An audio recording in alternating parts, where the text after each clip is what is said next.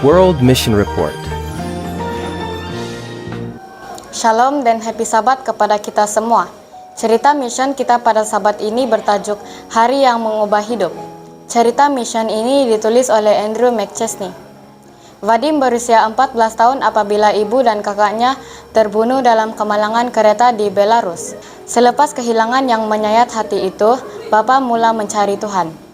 Dia menghadiri perkumpulan penginjilan Seventh-day Adventist dan dibaptiskan. Itu berlaku pada tahun 1990-an, masa keemasan untuk penginjilan di bekas Kesatuan Soviet. Keruntuhan Kesatuan Soviet pada tahun 1991 telah membuka pintu kepada kebebasan beragama. Jadi, perkumpulan penginjilan diadakan di seluruh Belarus, Rusia, dan bekas Republik Soviet yang lain. Saya tidak akan pergi ke gereja Anda, kata Vadim. Ayah tidak berkata apa-apa. 4 bulan kemudian, dia menjemput budak lelaki itu untuk pergi bersamanya ke gereja pada pagi Sabat. Vadim, bagaimanapun, tidak mengubah pikirannya. Saya tidak mau pergi, katanya. Saya tidak akan pergi. Tetapi ayah tidak berputus asa.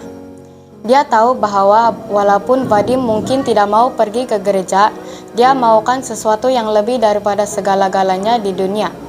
Budak itu belajar pengatur caraan komputer di sekolah, dan dia ingin memiliki komputer.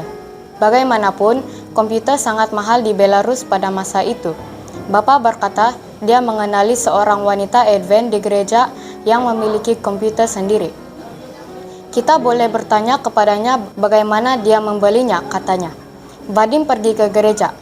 Dia terkejut mendapati bahwa anggota gereja bertemu di rumah seorang nenek. Mereka berkumpul di sekeliling meja besar untuk beribadah. Sejurus tiba. Vadim berbisik kepada Bapak, "Di manakah wanita yang mempunyai komputer itu? Saya mau bercakap dengan dia."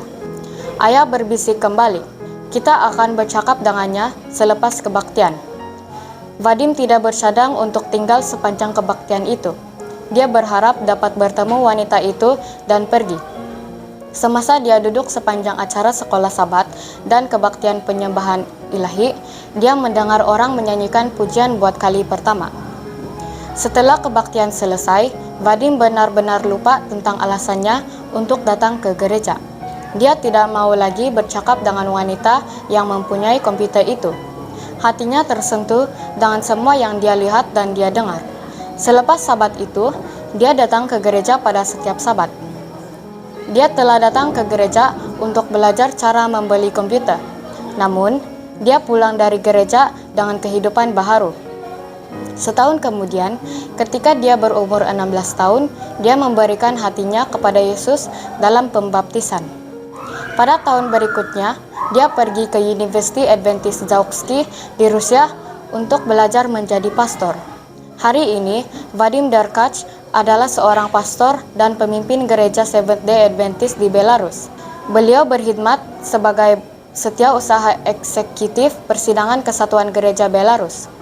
Roma 8 ayat 28. Kita tahu sekarang bahwa Allah turut bekerja dalam segala sesuatu untuk mendatangkan kebaikan bagi mereka yang mengasihi Dia, yaitu bagi mereka yang terpanggil sesuai dengan rencana Allah. Happy Sabat.